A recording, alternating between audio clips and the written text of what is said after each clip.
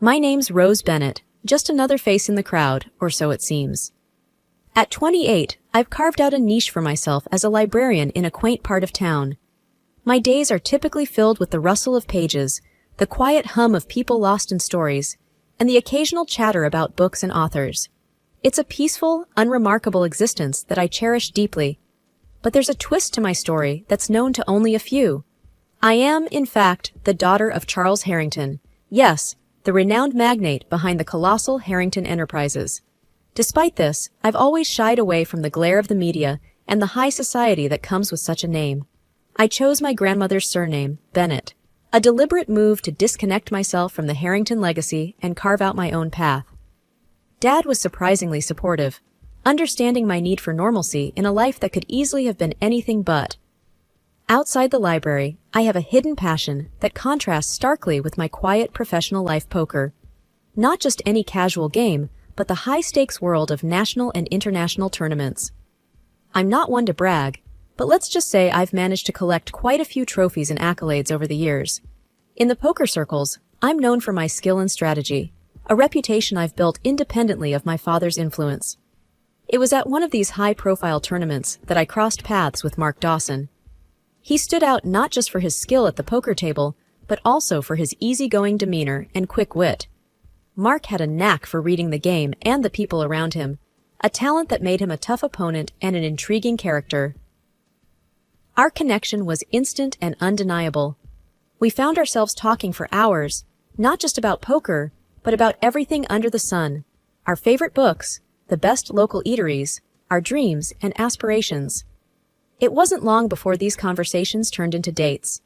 Our outings were simple and unpretentious. No lavish dinners or extravagant gifts. Just two people genuinely enjoying each other's company, often over a meal in some cozy diner. I remember one evening, as we walked to his car after a dinner at our favorite burger joint, Mark said with a chuckle, "You know, Rose, I could take you to some upscale restaurant, but I'd have to pawn my watch for that." I laughed and replied, "And risk you checking the time every 2 minutes? No thanks. I'd rather have these easy moments than a night of pretense." That was the essence of our relationship: straightforward, genuine, with no need for frills or facades. It was a refreshing change from the world I was born into, a world where appearances often mattered more than reality. Little did I know that our simple, happy bubble was about to face its first real test. However, in the back of my mind, there was always a niggling thought: how would our relationship evolve in the context of our true identities? As our relationship grew, so did our trust and comfort with each other. It was a typical evening. We were lounging on my small apartment's couch, enjoying a quiet night in. The TV was playing some old sitcom, but our attention was more on each other than on the screen. Mark turned to me suddenly, a serious look in his eyes. "Rose, there's something I've been meaning to tell you," he said, turning off the TV. I sat up, feeling a knot in my stomach. "What's up? You're looking all serious. Did I forget to pay my half of the pizza again?"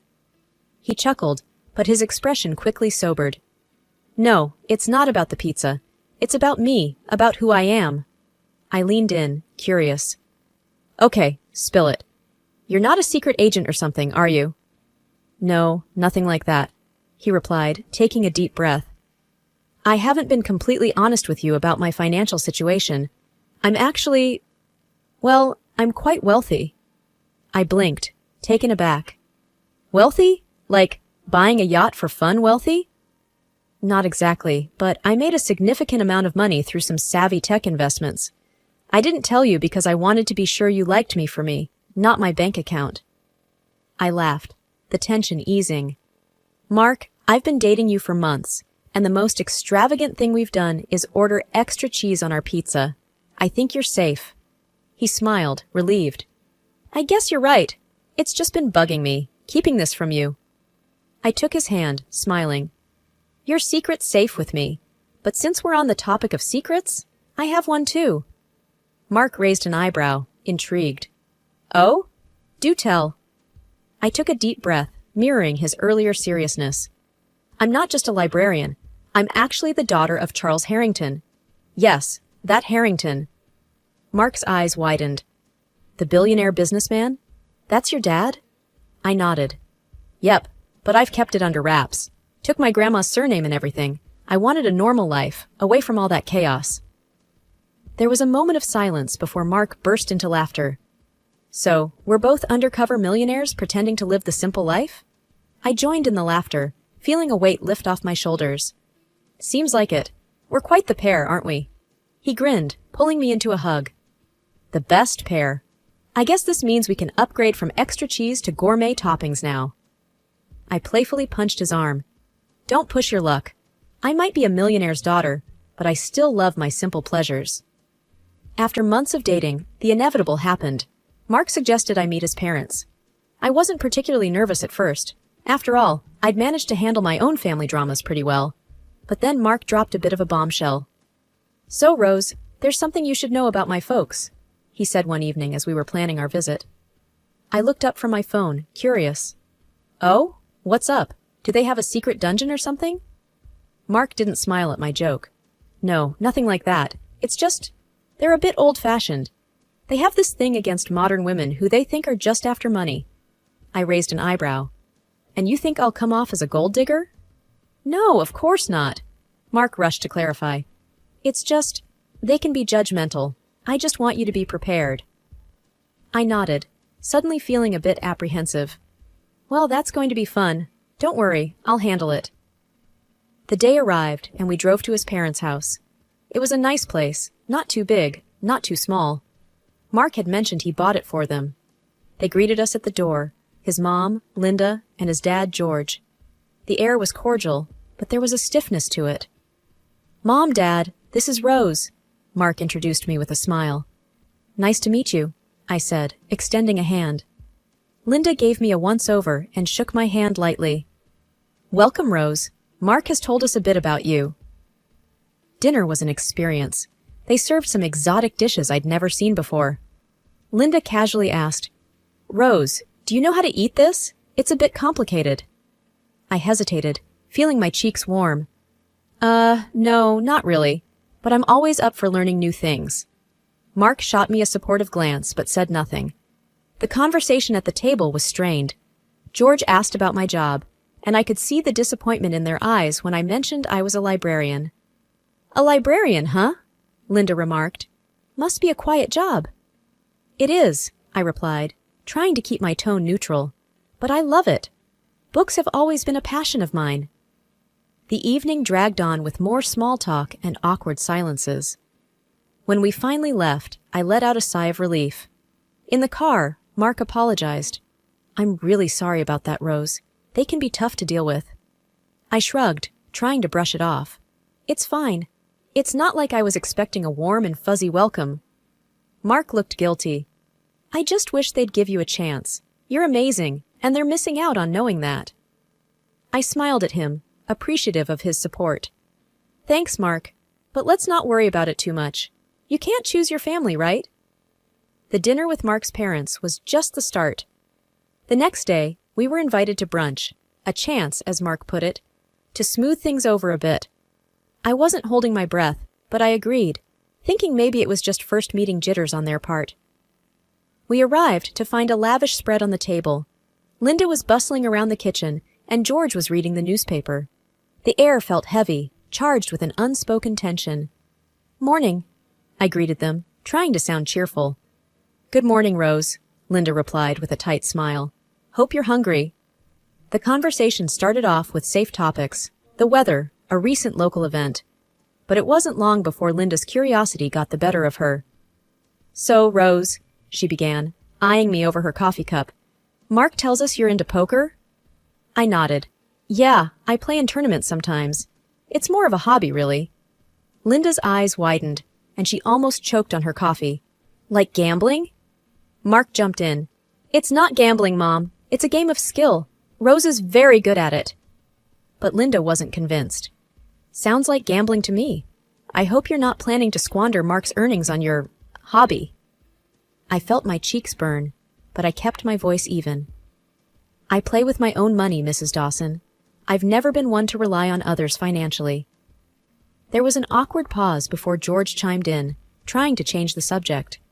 But the damage was done. The rest of the meal passed in uneasy silence. Later, in the living room, I noticed Linda furtively moving some items around. Her jewelry, I realized. She was hiding them, casting furtive glances my way. I couldn't believe it. "Mark, can I talk to you for a second?" I asked, pulling him aside. "What's up?" he asked, looking concerned. "Your mom's hiding her jewelry," I said quietly. "She thinks I'm going to steal it or something." Mark's face fell. "Oh no, I'm so sorry, Rose. I can't believe she'd think that." I shrugged, feeling a mix of anger and sadness.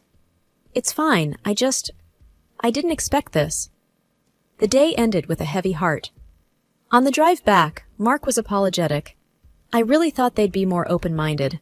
I don't know what to say." "It's not your fault," I reassured him, though I couldn't help feeling hurt and judged. "Let's just give it some time. Maybe they'll come around." The tension between me and Mark's parents wasn't getting any better. After the jewelry hiding incident, I thought things couldn't get much worse. I was wrong. A few days later, we were back at his parents' place for a family barbecue. I was on edge, but Mark assured me it would be a casual, relaxed affair. "Just some burgers and beers," he had said. I should have known better. As soon as we arrived, Linda pulled Mark aside, leaving me standing awkwardly by the grill with George, who was more interested in his steaks than making conversation. I tried to break the ice. "Those look like they're going to be delicious, Mr. Dawson." He grunted. "Yep. Only way to do it. You cook much?" "Not as much as I'd like to. My job keeps me pretty busy." He nodded, clearly not interested in continuing the chat. I retreated to the patio, feeling out of place. That's when I overheard Linda's voice, tinged with urgency. She was talking to Mark, but her words carried across to me. "Can't be serious about this girl, Mark. She's not right for you. You need someone who can manage your lifestyle." Mark's response was firm. "Mom, I love Rose. She's smart, kind, and she's not after my money. Can't you just give her a chance?" Their conversation was cut short as other family members arrived, but the words stung. I tried to shake it off and be sociable, but the evening was a blur of strained smiles and polite, meaningless chatter. Later, as we were leaving, George pulled Mark aside, leaving me to say goodbye to Linda. She was polite but distant. "Thank you for coming, Rose. It was nice to have you." I forced a smile. "Thanks for having me, Mrs. Dawson. Have a good evening." In the car, Mark was quiet, his jaw set in frustration. I reached over, squeezing his hand. "Hey, it's okay. We knew it wasn't going to be easy." He sighed, glancing at me. "I just don't get it. They're not usually like this. It's like they've made up their mind about you without even trying to know you." I shrugged. "Some people have their ideas about how things should be. It's hard to change that." Mark looked determined. "Well, I'm not giving up. They'll have to accept you, Rose. You're the one I want to be with." His words were comforting, but a part of me wondered if we were fighting a losing battle. It felt like every attempt to bridge the gap with his parents only widened it further.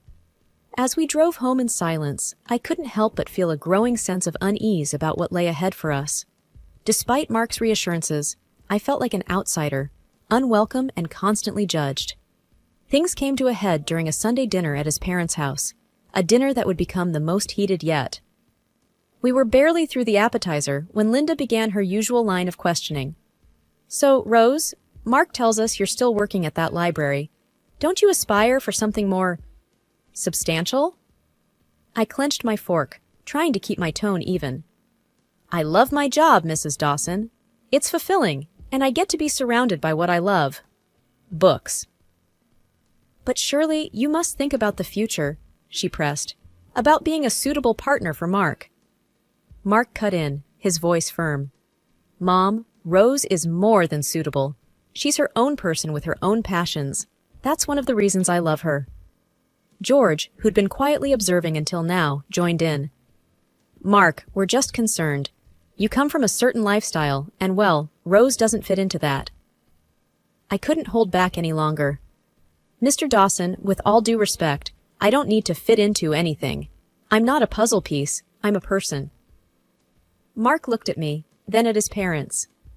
"Exactly. Rose isn't here to play a role. She's here because I love her." Linda's face was a mix of shock and disapproval. Love is fine and dandy, but it doesn't pay the bills, Mark. It doesn't uphold a certain standard. Mark's tone was getting sharper. A standard that I never asked for. I've told you, I'm not interested in maintaining an image just for the sake of appearances. The conversation escalated, voices raised in frustration. I felt trapped, caught in a crossfire of expectations and prejudices. Finally, Mark stood up, his chair scraping loudly against the floor. Enough. I can't do this anymore. We're leaving. I followed him, my heart pounding, as he said goodbye to his visibly shaken parents. Outside, the air was cool, a stark contrast to the heated atmosphere we'd just left. Mark was silent as he drove, his hands gripping the steering wheel tightly. Mark, I'm sorry, I said, my voice small. I didn't mean to cause a scene. He glanced at me, his expression softening. Rose, it's not your fault. I'm tired of trying to defend our relationship. It shouldn't be this hard. I nodded, feeling a mix of sadness and frustration. I know, but maybe this is for the best.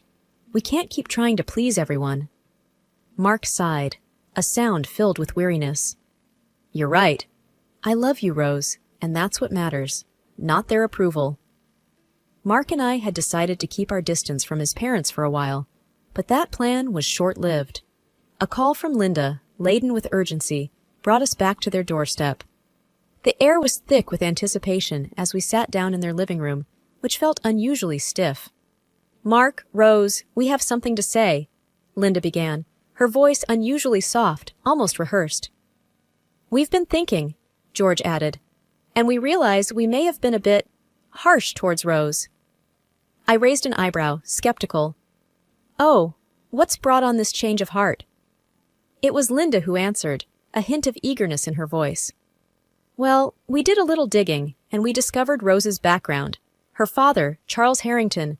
What a revelation! My stomach churned at her words. And how exactly does my father's identity change anything?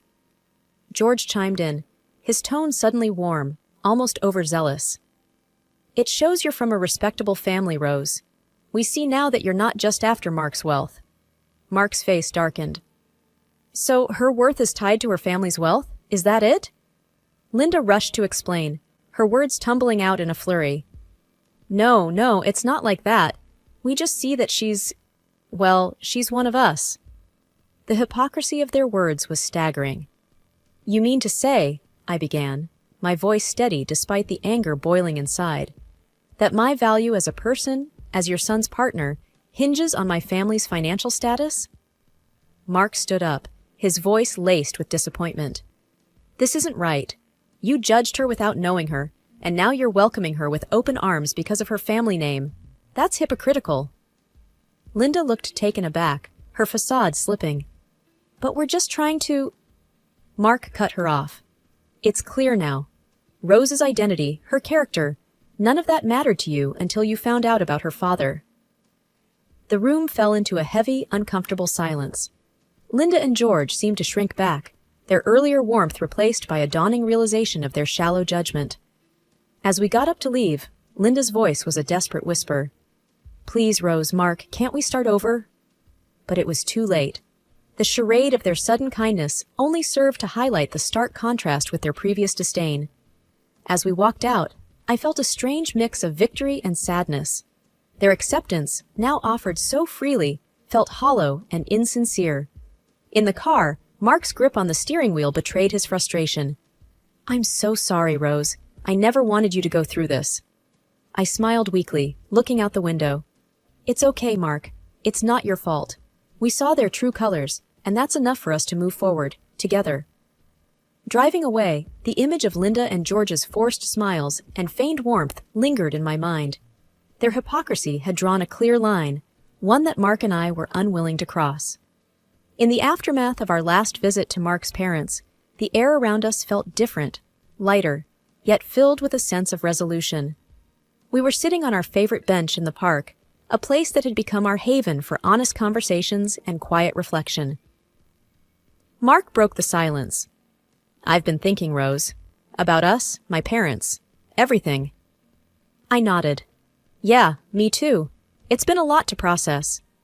He took my hand, his gaze earnest. I know we can't change how they feel or what they think, but I don't want to lose what we have because of them. I squeezed his hand, feeling a surge of affection. I don't want that either. We've got something special, Mark. Your parents' opinions don't define us. He smiled, that warm, comforting smile I had fallen in love with.